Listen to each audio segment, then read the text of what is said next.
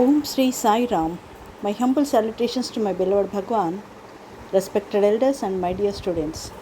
Hearty welcome to Real Numbers Sequence, Part 2. So, now we are going to learn some small definitions regarding bounded sets.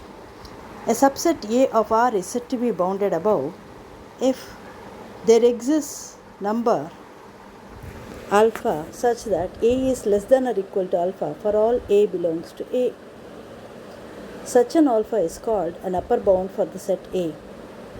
A real number beta is said to be least upper bound of A contained in R if it is an upper bound of A and beta is less than or equal to alpha for every upper bound alpha of A. This is denoted by least upper bound of A. Note that least upper bound of A is unique whenever it exists. So once again, a subset A of R is said to be bounded above if there exists a real number alpha such that A is less than or equal to alpha for all A belongs to A.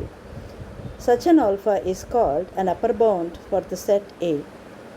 The real number beta is called least upper bound of A contained in R if it is an upper bound of A and beta is less than or equal to alpha for every upper bound alpha of A. This is denoted by least upper bound of A. Note that least upper bound of A is unique whenever it exists.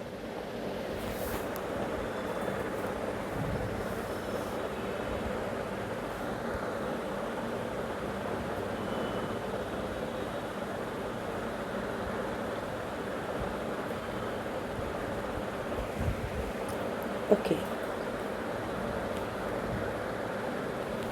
Now we are going to have a subset A of R is said to be bounded below if there exists a real number alpha such that A is greater than or equal to alpha for all A belongs to A.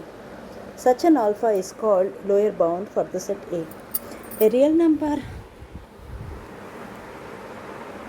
gamma is called greatest upper bound of A contained in R if it is a lower bound of A and gamma is greater than or equal to alpha for every lower bound alpha of A and is denoted by greatest lower bound of A. GLB of A is unique whenever it exists.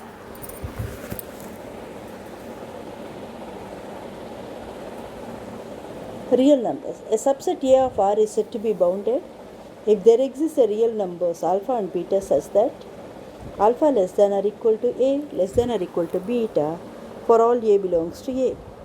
For AB belongs to R, A less than B for the set A equal to set of all X belongs to R such that A less than X less than B, every alpha less than or equal to A is a lower bound for A and every beta greater than or equal to B is an upper bound for A.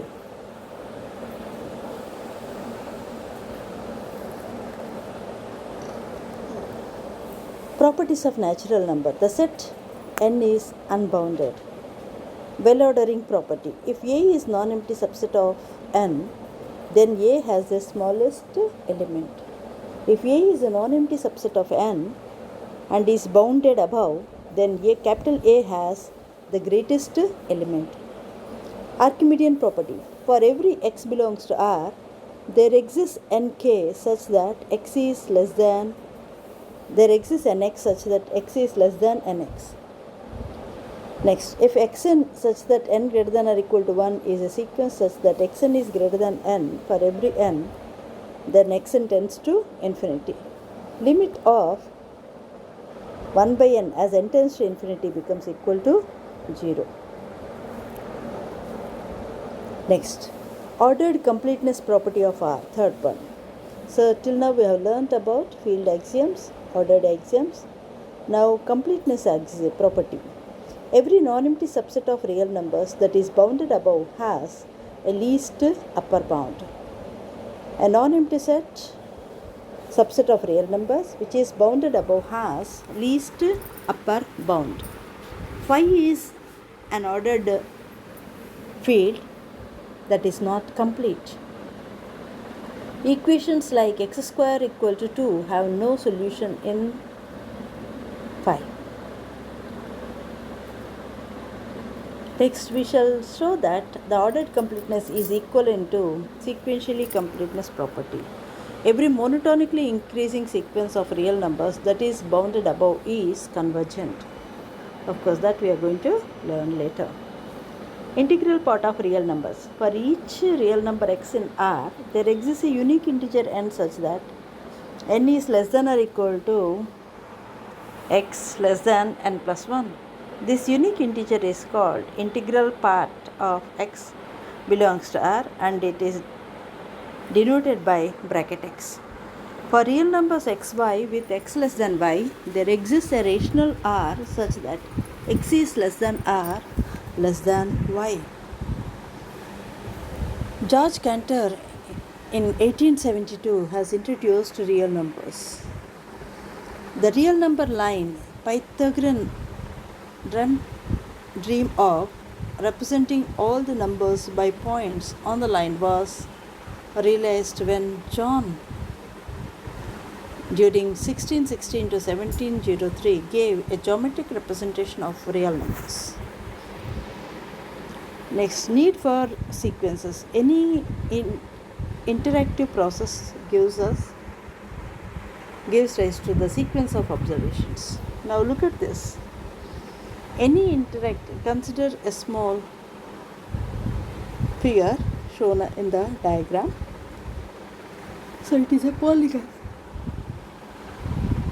approximating the area of a unit circle by inscribing regular n-gons inside the circle we are going to do. So first, the circle is surrounded by just 3 sides, a triangle. In the next case, we have seen a pentagon is introduced, that is, the number of sides has been increased. So automatically comparative to the triangle, the area of this pentagon is increased.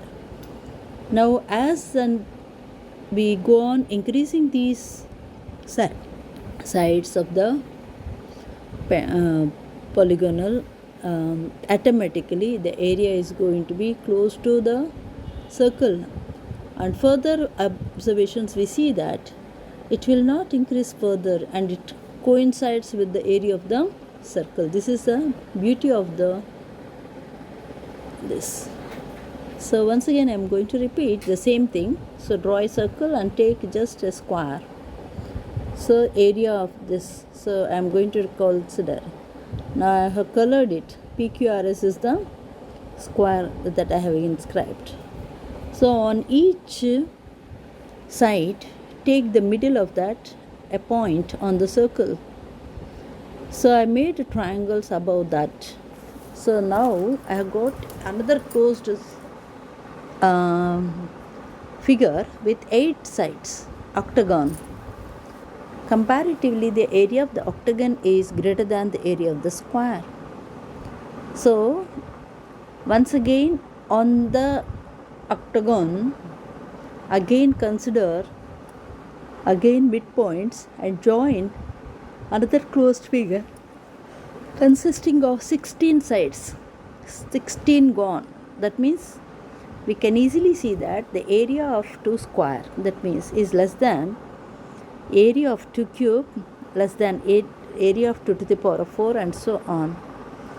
So as we increase, as I told you, this is going to be the area of the circle, and further it is not going to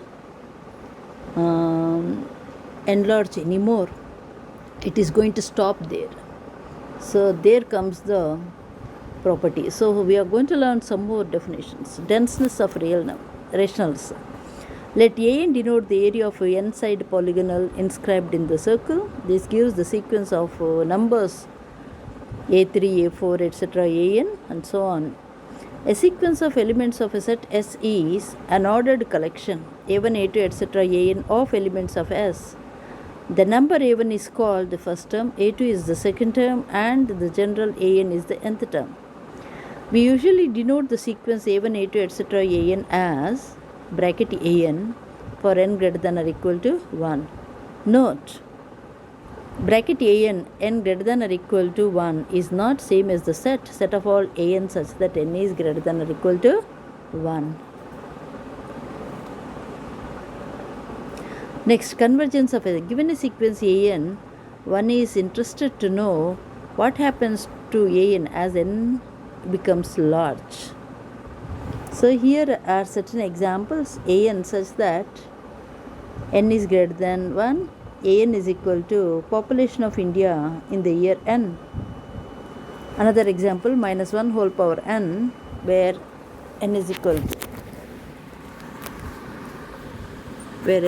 to greater than or equal to 1. So obviously a1 is equal to minus 1, a2 becomes 1, and a2 becomes minus 1, and so on.